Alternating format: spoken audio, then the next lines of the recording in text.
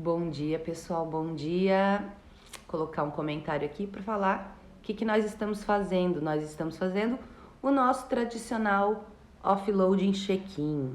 Então, deixa eu colocar aqui um comentário fixado do que eu quero falar com vocês hoje. Offload check-in. Hoje nós vamos falar sobre círculos de mulheres. Ok. Vamos lá então. Círculos de mulheres. Publicar. Agora eu vou fixar esse comentário. Pronto. Agora vocês já sabem sobre o que nós vamos falar hoje, nesse nosso tradicional cafezinho da manhã. Então pega o teu café, não precisa nem assistir, pode só ouvir, né? E vamos falar disso aqui. Aqui no nosso check-in a gente usa para falar de vários assuntos, né? Dependendo do que a gente está conversando naquela semana, o que a gente está fazendo, dependendo de qual lua que tá no céu, porque vocês já sabem que eu faço agendamento pela lua.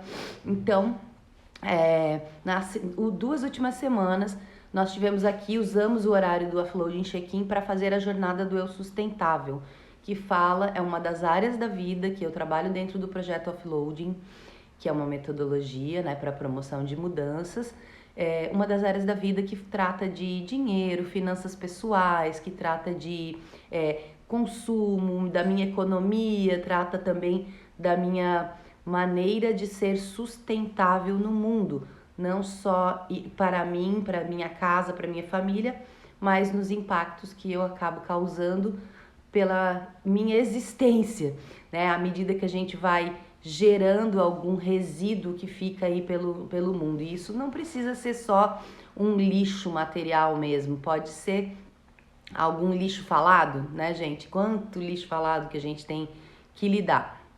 Então, a gente falou disso nessas 2 últimas semanas. E o Offloading Check-in foi dedicado exclusivamente para a jornada. Então, agora a gente volta para o nosso formato original de Offloading Check-in, que é cada semana, cada dia a gente fala alguma coisa diferente e as coisas que a gente fala aqui, a gente não necessariamente a gente vai ter assim todos os dias uma reflexão, mas pelo menos umas 2, 3 vezes por semana eu tento vir e falar alguma coisa pra gente, né, expandir um pouco a consciência, certo? Então hoje, na segunda-feira, normalmente na segunda-feira, eu costumo trabalhar uma frase, que é a frase que eu uso como inspiração para a semana toda. E a frase que eu trouxe hoje para falar para vocês é a seguinte, deixa eu abrir aqui, gente. É da Maya Angelou, tá? E a frase é a seguinte. Desenvolva coragem suficiente para se posicionar por você mesma e então se posicione também por uma outra pessoa. Essa é a frase. Fiz uma tradução vida louca aqui, tipo, lendo e falando, tá? Mas ela é isso. Desenvolva coragem suficiente para você se posicionar por você mesmo e depois, aí então, você pode se posicionar por outra pessoa. Então, eu peguei essa frase como frase da semana e vamos falar hoje de círculos de mulheres, aonde a gente acaba fazendo isso, né? Vamos lá, cafezinho. O que acontece dentro de um círculo de mulheres, né? O que é falado ali, o que a gente faz nesses encontros que muitos homens, inclusive homens na minha vida, já questionaram a validade disso, questionaram que isso era coisa de mulheres loucas. Triste, louco ou mato, a gente sempre acaba caindo numa dessas, né, gente? Quando somos incompreendidas.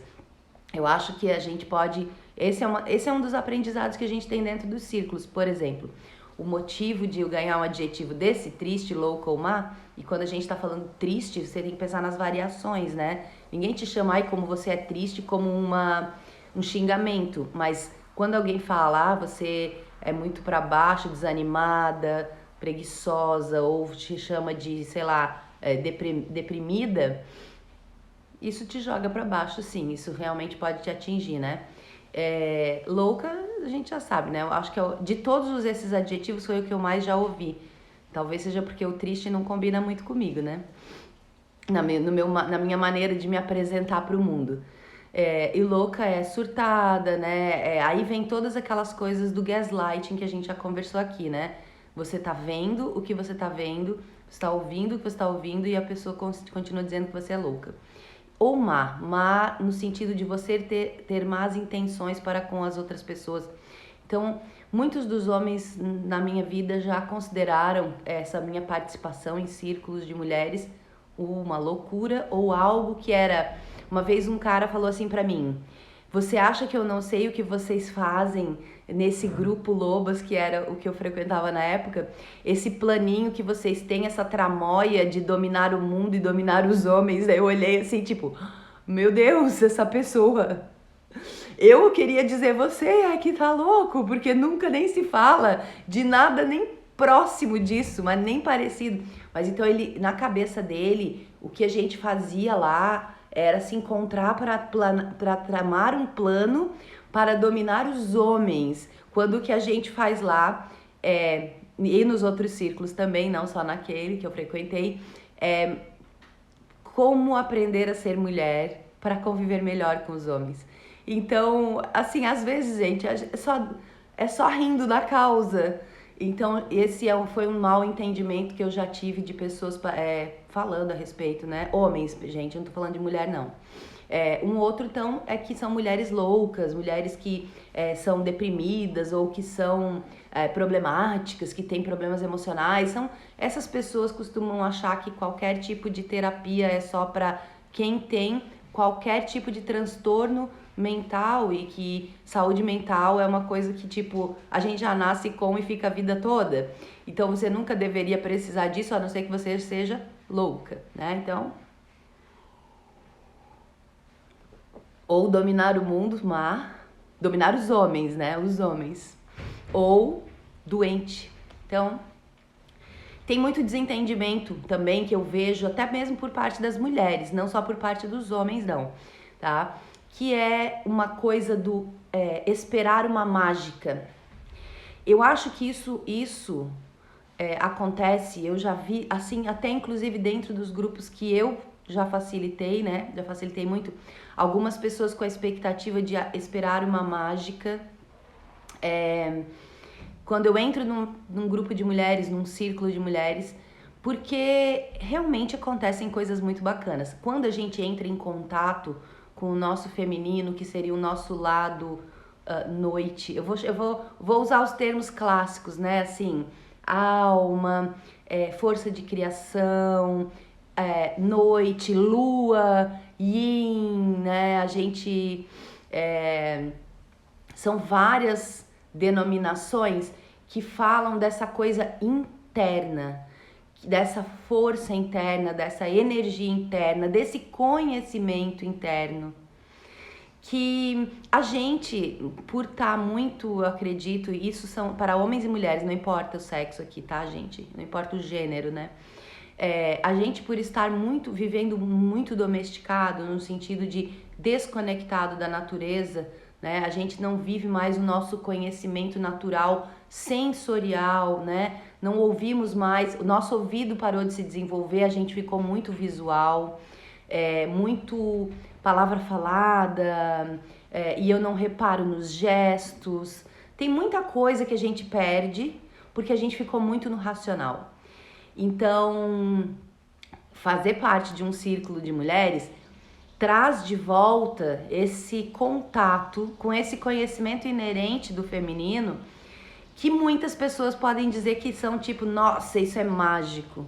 Então eu vejo muita confusão entre sagrado feminino, que é o sagrado natural feminino, círculos de mulheres, estudos de magia, tá? Então a gente...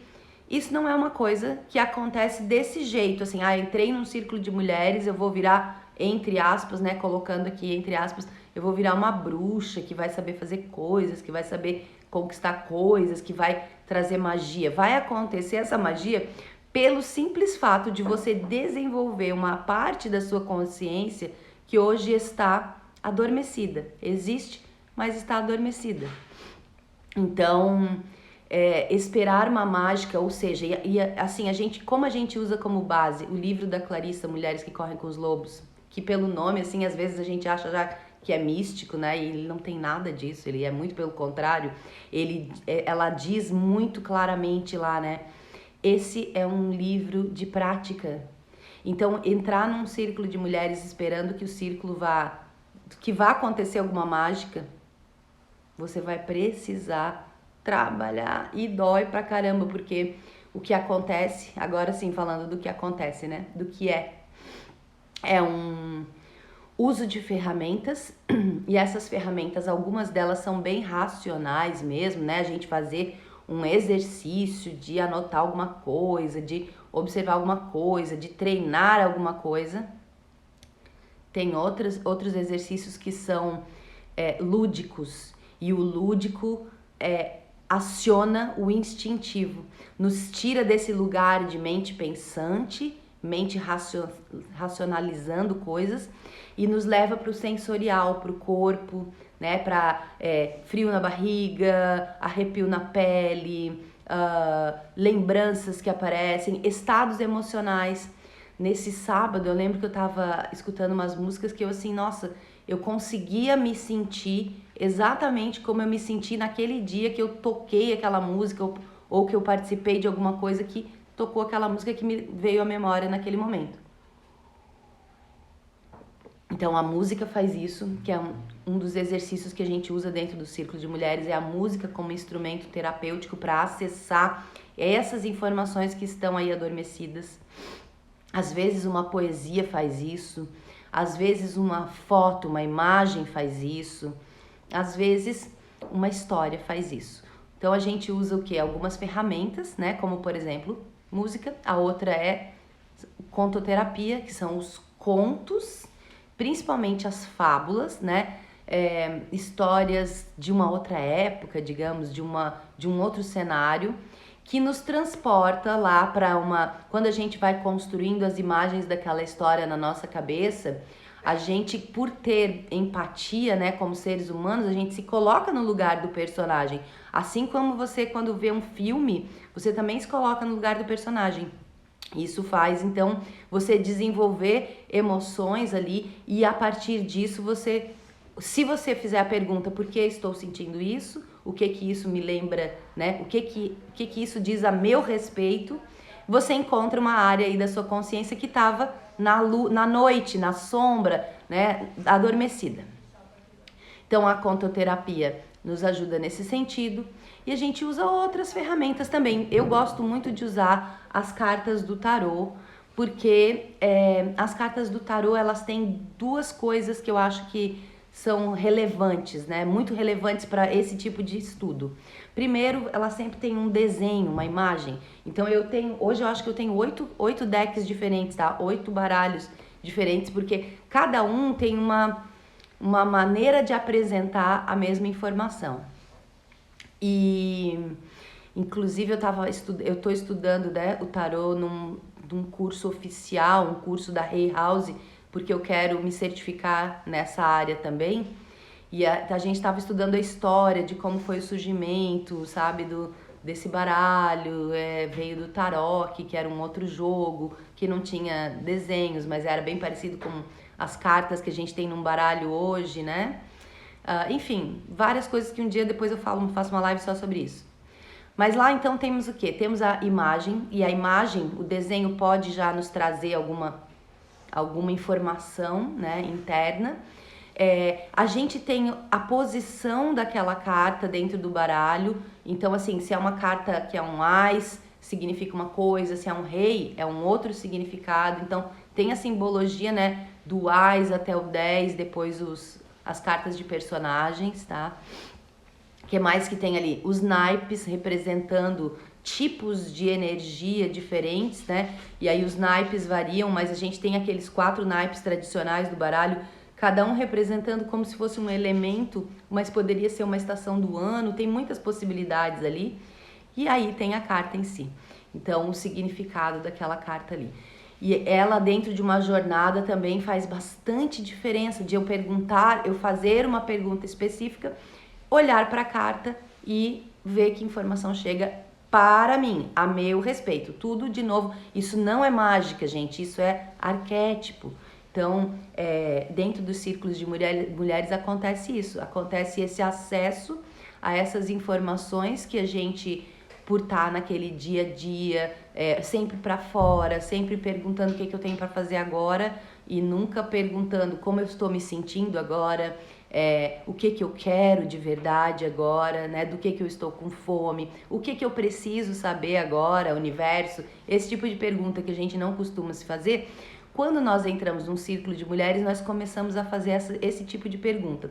E à medida que a gente vai frequentando um círculo, essa pergunta acaba virando parte do nosso cotidiano, parte do nosso dia a dia. Então lá a gente aprende muitos rituais para fazer antes de dormir, rituais para fazer ao acordar, rituais de dias específicos no ano, que são todas maneiras... O que é um ritual, né? É uma maneira de garantir que algo é olhado, celebrado ou reconhecido.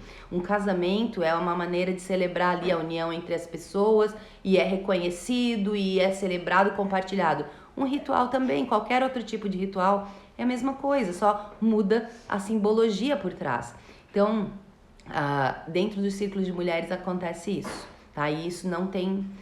Algumas pessoas podem chamar de mágica, né? Eu chamo isso de autoconhecimento. Então, como se a cada uma de nós tivesse essa mágica inerente já e que só precisa ser despertada, né? Tá só adormecida.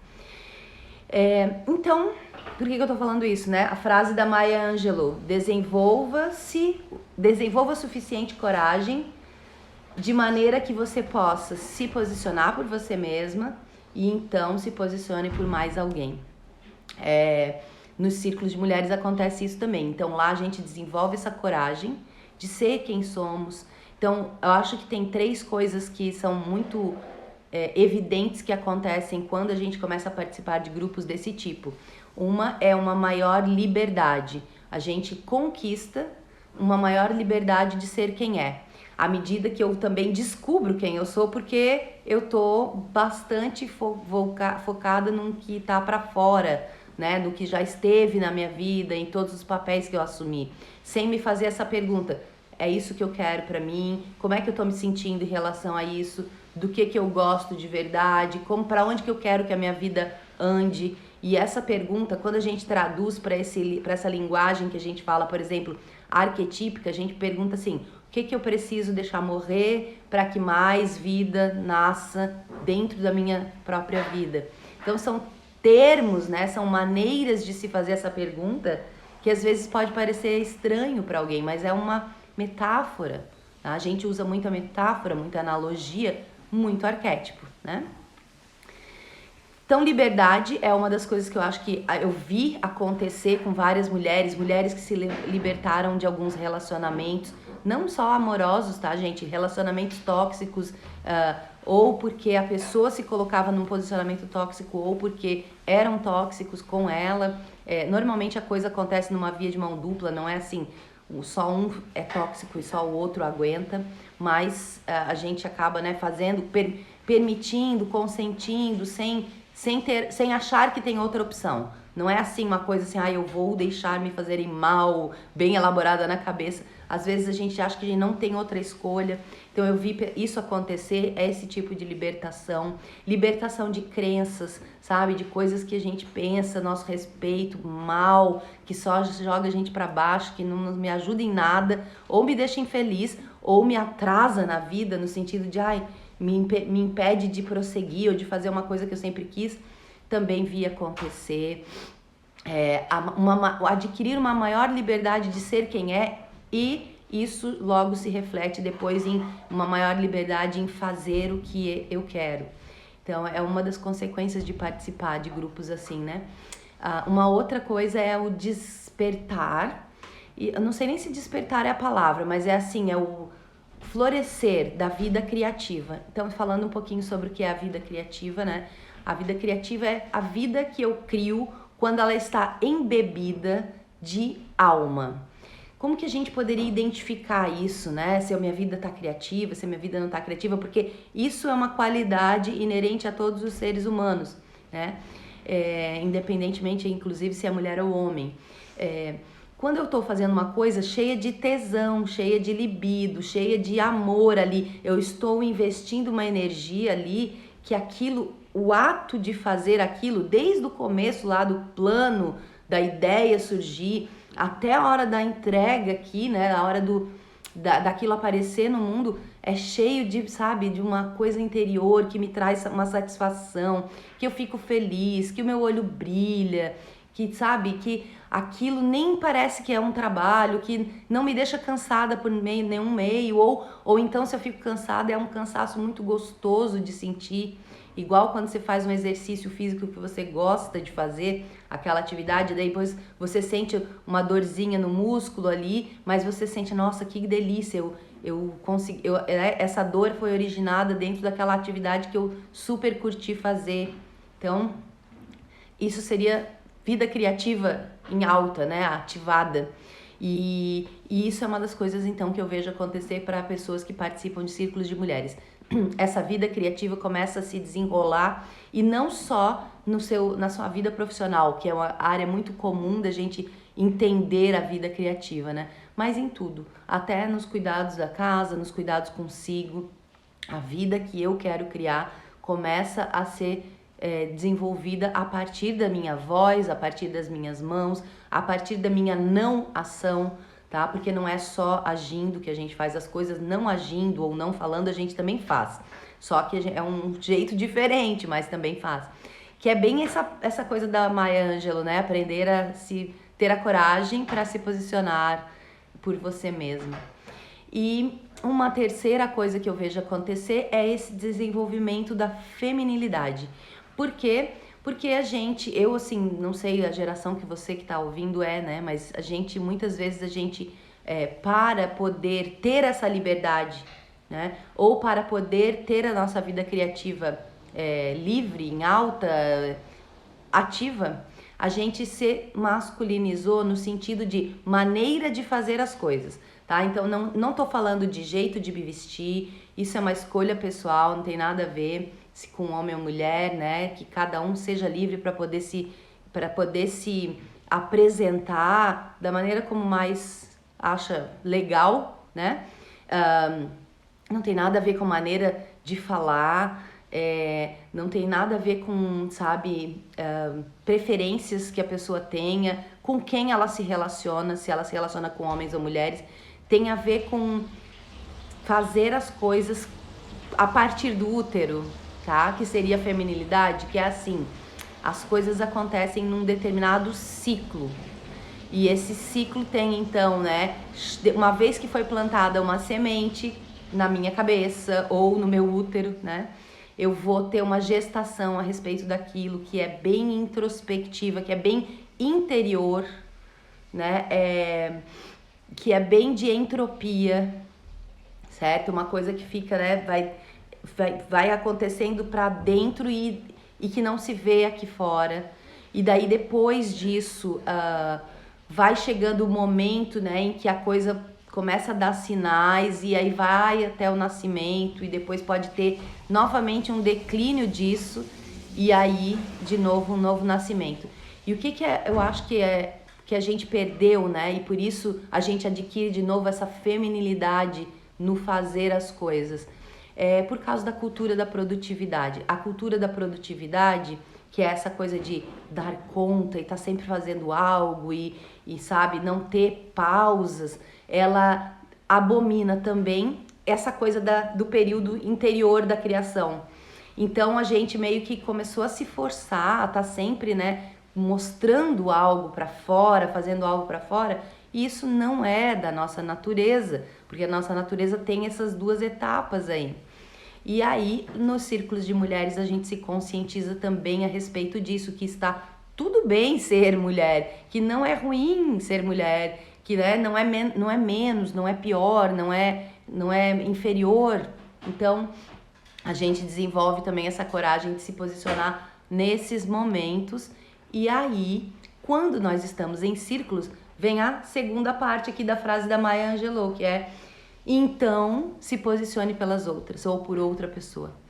E aí a gente acaba, né? Não é se posicionar, sabe? É no sentido de suportar, de ser um resguardo, de ser um apoio, tá? E aí eu lembro aqui da história da menina dos fósforos, do Mulheres que Correm com os Lobos, que a Clarissa fala sobre a diferença entre consolo e cuidado, tá? Que muitas vezes a gente frequenta grupos que podem até ser círculos de mulheres, onde nós somos consoladas. Então, assim, você chora uma dor e as pessoas ao teu redor te consolam. Tipo, tadinha, nossa, que coisa horrível que aconteceu. E passa a mão na tua cabeça e aquilo traz um certo alívio por um tempo, mas não muda nada. Não ajuda a mudar nada na tua situação. Porque a tua situação vai mudar quando você desenvolver as forças, as fortalezas suficientes para que aquela situação mude. E o consolo não faz isso. O consolo me dá um alívio, como se fosse um paracetamol. Tira minha dor de cabeça ali naquela hora, mas não trata a causa do meu problema. E aí eu volto a ter o problema de novo. Quase que a gente pode até desenvolver uma dependência de ter alguém que me consola, tá? Então a Clarissa traz essa diferença e a outra ação que a gente também pode ter dentro de um círculo seria o cuidado, tá? O cuidado, então, seria um apoio efetivo, um apoio onde eu não tiro as responsabilidades, né, do outro ou da outra. Eu apoio, sim, eu me disponibilizo, né, num apoio que vai ser mais efetivo para resolver a causa. Não faço pela outra pessoa e não passo a mão na cabeça dela numa conduta que muitas vezes incapacita o outro ao invés de ajudar o outro. Isso é bem complicado da gente aprender, porque nós temos instinto maternal, né, gente? A gente quer, como se... Imagina um mundo cheio de bebês pra gente cuidar. Ai, que delícia, né? Tudo fofinho, tudo... cheirosinho, bebê, mãozinhas, pezinhos, aquela coisa, sorriso maravilhoso. A gente, quando, né, se depara com uma situação assim, a gente tem esse instinto maternal de pegar no colo, de alimentar, de fazer dormir, de acalmar, né? De dar o carinho que aquele bebê tá requisitando ou precisa. Só que a gente não tá o tempo todo com bebês no colo, né? A gente tá muitas vezes em relações com pessoas adultas, podendo ser outras mulheres dentro de círculos. E aí se a gente faz isso, trata um adulto como um bebê, a gente está contribuindo para o não desenvolvimento das suas capacidades, né, da sua potencialidade. Então, aprender esse se posicione por outras, esse posicione por outras que a Maya Angelou fala na frase, nesse sentido, de eu ser esse apoio, que é o apoio do cuidado. Então, a Clarissa fala assim, a diferença entre o consolo e o cuidado é o seguinte: se você tem uma planta que tá doente, porque você tá deixando ela dentro de um armário escuro, e você vai até ali na planta e fala as palavras tranquilizadoras, isso é consolo. Então, assim, tô com um problema específico, tem lá a causa ela tá presa dentro de uma coisa escura, e eu vou lá e falo, ai, planta, eu entendo, planta, que você tá assim, tão, né, se definhando aí, etc, e acabou. Essa é a minha atitude, eu estou consolando alguém, tá? Se você tira a planta do armário e põe ela no sol e dá algo para ela beber e depois conversa com ela, isso é cuidado. Então, é o que acontece nos círculos de mulheres, o cuidado. O consolo pode ser que seja um período mínimo, uma etapa inicial ali de fazer o raporte, de se colocar no lugar do outro para entender o sentimento que aquela pessoa está tendo naquele momento.